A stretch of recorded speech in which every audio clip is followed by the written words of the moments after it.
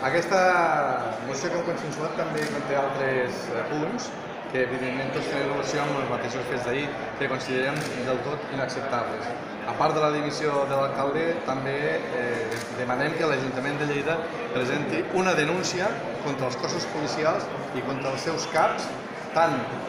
policials com polítics, perquè el que s'ha produït a la ciutat de Lleida i a Catalunya és indigne, impropi d'una societat democràtica i atenta contra la ciutadania. Les forces de seguretat han de vetllar per la seguretat de la ciutadania i el que van fer aquí va ser justament ensenyar-se contra les persones que volien exercir el seu lliure dret a votar. I per això mateix, a part d'aquesta dimissió, demanem que es presenti aquesta denúncia perquè l'Ajuntament de Lleida ha de fer de veu de la ciutadania i sobretot ha de fer de valedor davant de les injustícies que comet l'estat espanyol a la ciutat de Lleida.